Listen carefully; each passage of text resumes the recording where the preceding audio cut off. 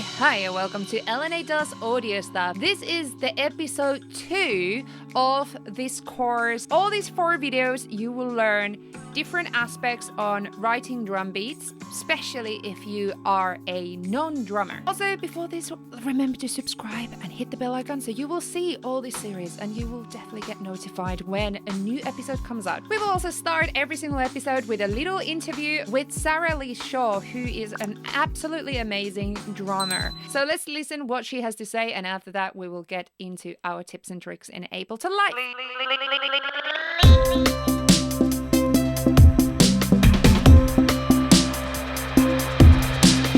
Maybe just do a bit of research within that genre and have a listen and see if there's any themes that sort of stick out. And because all genres do, you know, for example, house music has got the fall to the floor. Like funk is a lot of like snare drum, you know, so they all have sort of like certain themes in them. And I would just sort of like, to begin with, like play to that theme. And I actually, if you're starting out, I don't think there's any harm in just replicating what you hear as a theme, as a starting point, because also I think by replicating something, you're actually learning what it is and it's going in. And I know a few people have said to me, you know, if you're really interested in sort of like producing and sort of like making records and stuff, like go and remake your favorite record with all the parts, so you will understand how it all works together as a piece of work, which I think is kind of like quite cool, really. So I think, yeah, I don't think there's any harm in like going and sort of like seeing if there's a theme there. And it's just a good way to learn, and sort of you can break it down.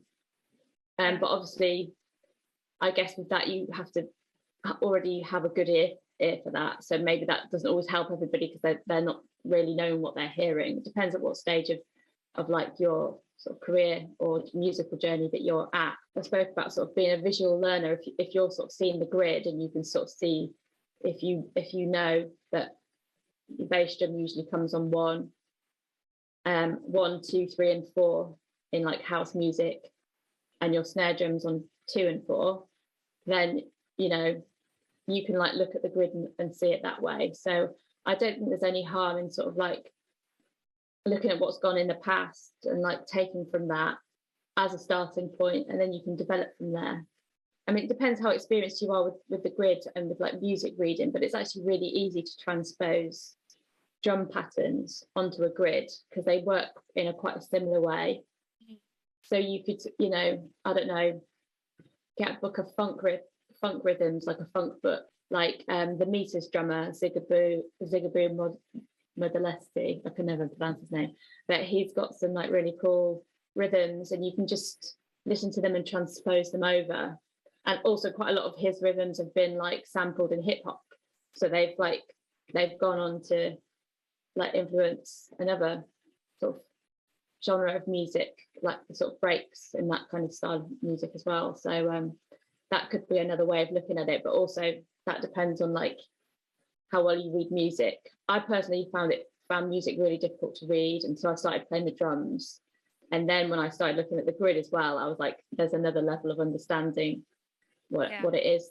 Yeah, I think it is, because that knowledge will be in there, and then you know, because it's sort of like subconscious, I guess, or unconscious, or it'll come out and you'll be like, oh, and you won't know where it'll come from, but your gut will be sort of saying, oh, it feels like it should go a bit more in this direction or this direction. So I think having the knowledge there in the beginning is kind of good, because it kind of like influences where you could go. But equally, if you're still acquiring that knowledge, because it takes time, I just think maybe if it's for your own music, maybe you've got an idea, you know, maybe you can just think of some references on like, oh, I like the drum beat on that song. Maybe I can just take some influence from that, or especially, I think if you're starting out, I think having some point of reference can be really helpful, because I think it can be very easy to stick to the same sort of things actually, otherwise. Yeah. When you're working with a bass player, like the kick drum rhythm and the bass, they should work together, they should lock in. So otherwise you're gonna not have any clarity in the bass or like the low end. It's just going to be a bit of a mush. So yeah, basically you want your bass line and your bass drum line to match up and be working together as kind of one machine. And then the snare and the hi-hats, they kind of work with other parts in the band or in the instrumentation or something. Also, I think also a hi-hat can be the driving force.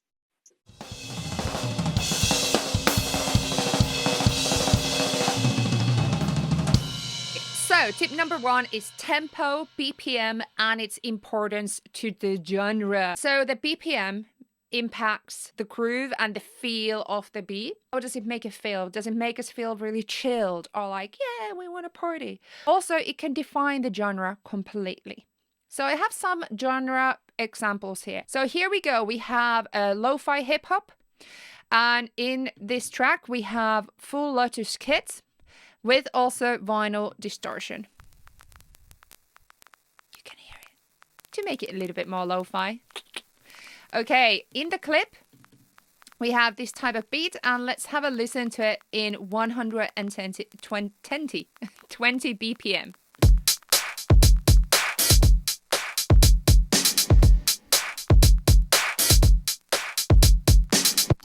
Very much more like a pop vibe in here.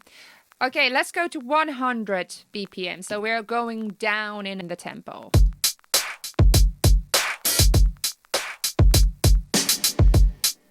Bit more like a 90s hip hop vibe there.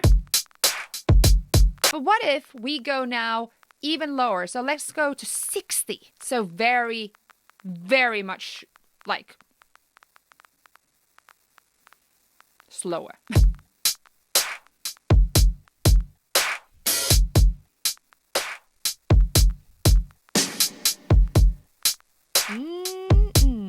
Or even slightly faster, so 65.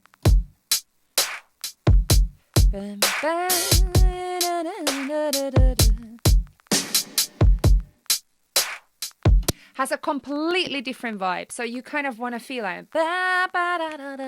so much more chill. So going between 60 and 100, we have such a different vibe. Let's go to a drum and bass clip, and for here we have depth charger kit, and this is our rhythm.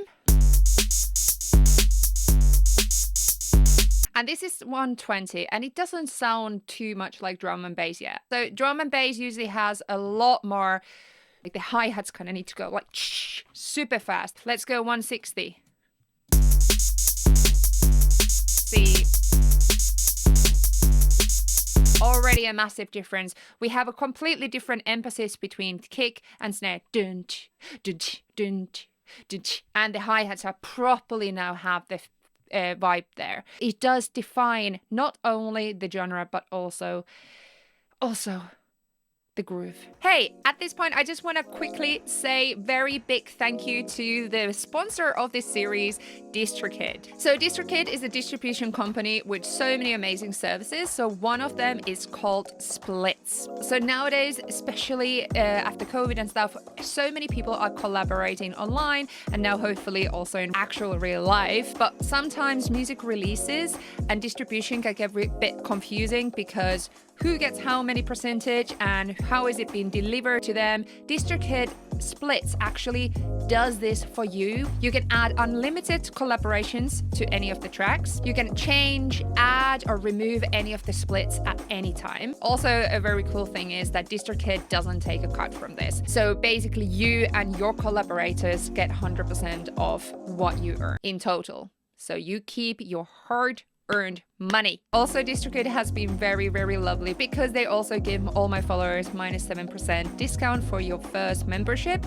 So if you are interested of becoming a member or you're just interested to check DistroKid out, go to the link down below to check them out. Thank you, DistroKid, so much for sponsoring this video and so to make sure that I can keep on making content for you all, for my followers. So let's go to the content. So the tutorial, let's continue.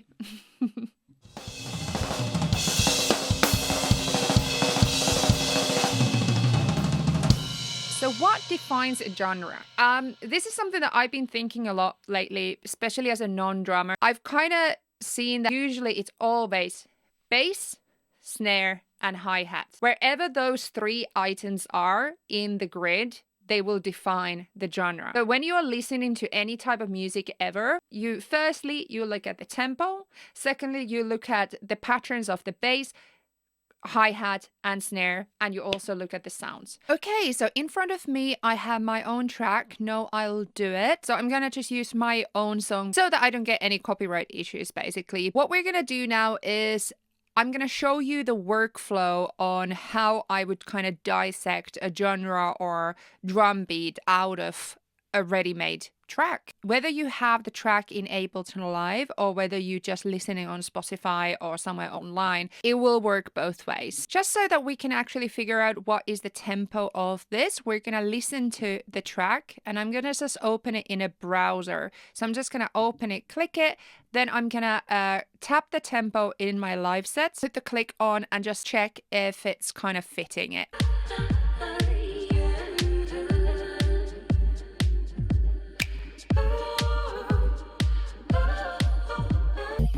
Could be 120. Let's try.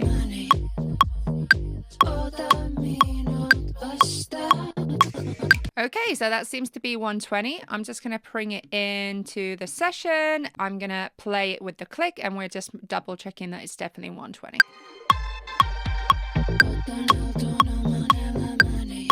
Yes, it is. Woo! The next step we're going to be doing is finding out the drum sounds. So this will obviously need some active listening skills that you might have been able to practice. Let's go for the kick first. So we need to listen to its boominess, its harmonics. Does it have any distortion? Is it high? Is it low? Does it have pitch? So I'm also going to go to a section that I can hear the drums the best. So there's this little like drop area here. It's basically just vocals and drums.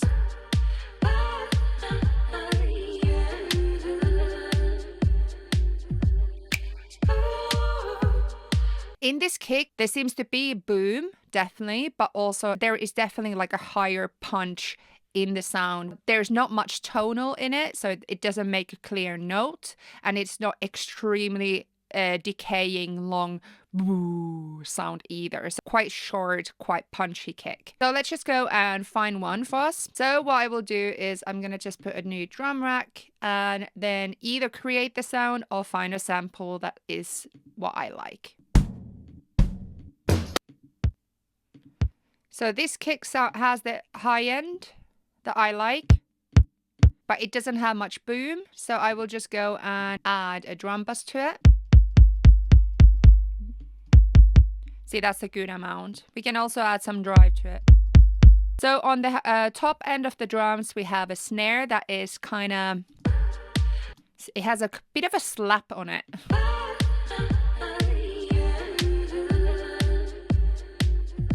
And it sounds that it's been definitely layered with a clap as well as a snap. So let's create those.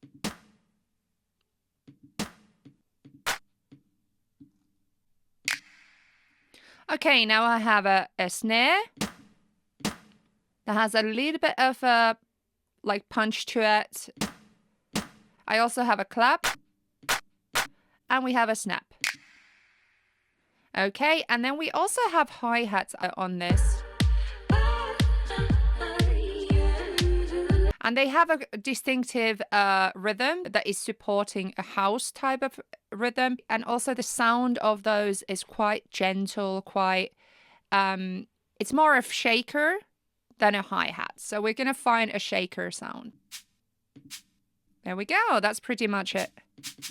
And now we need to start creating the beat. So first we're going to start from the kick.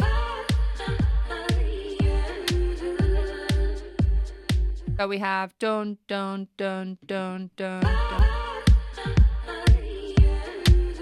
And then we have clap and the snare.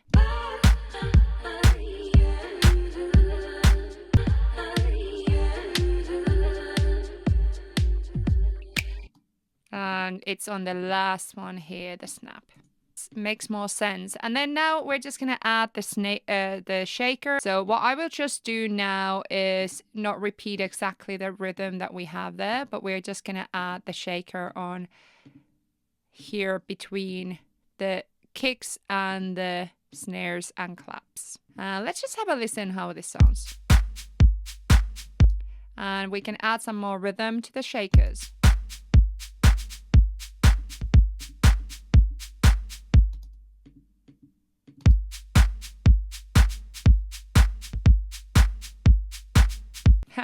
It's kind of great.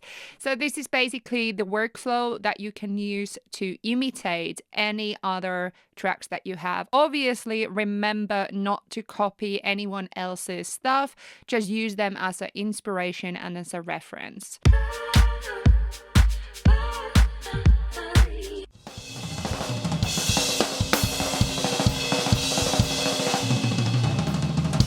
Tip number 3, different type of rhythm patterns that can really help you to create more interesting drums. So triplets example for the hi-hats. We've been using hi-hat patterns, so we had 1/8, 1/16 or 1/32.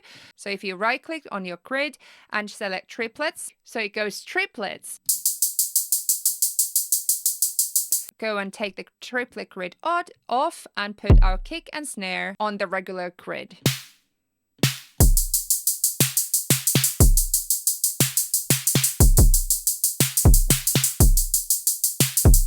Let's add a little bit of randomization.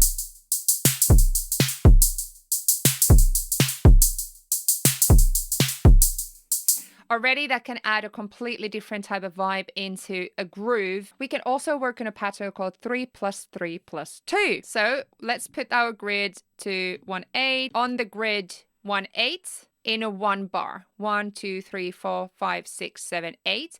And these 8s are divided first to 3 notes, 3 notes, and then 2 notes. Repeat this pattern a couple times. We get a very interesting rhythmic pattern.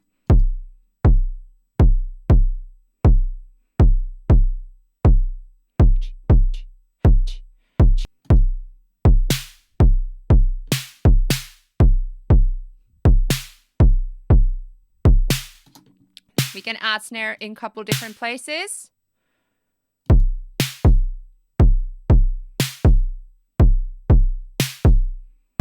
Already, that's a very interesting pattern. There's so much music theory that goes behind to understanding more rhythm and patterns. So I have linked down below some more extra learning material if you're interested in learning more, especially about polyrhythms and polymeters. Andrew Huang did a very excellent video about those. I definitely recommend him watching those and learning more.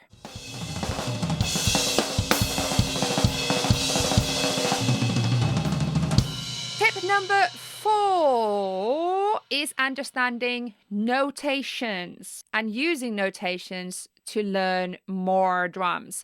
The same way that we can Google example the notations or the chord progression of our favorite pop song and then learn it using guitar or piano, then we can do the same thing with drums. Down below, I have linked this awesome website called Music Nuke that I found where they actually explain percussion and drum notation, how to read them. So these are the different markings of example, what cymbal or crash or snare or bass drum, how are they marked in a musical notation? Above here, you have these different links to websites that give musical notations for different songs.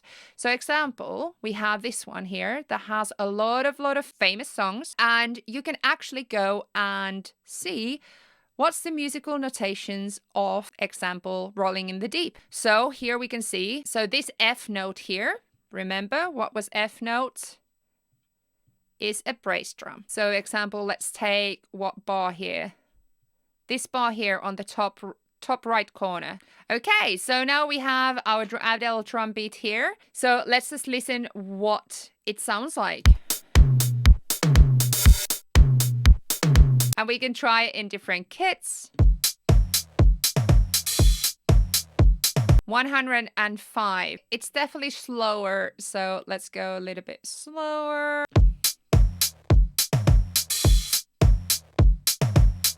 even just taking that little clip there could bring a lot of inspiration, source of inspiration. Thank you so much for watching. Remember to subscribe and hit the bell icon, and also come and have a look at my Patreon. These are my lovely, lovely Patreon family. We have weekly live streams. We have monthly masterclasses. There's a very active Discord, so you can make some friends, and we have a lot of challenges and fun stuff there. So come and join us if you wish. There's 4 episodes part of this course, so remember to check them all out, because then all of this makes a lot more sense when you kind of watch them all. Okay, thank you so much for watching. Come again. Love you.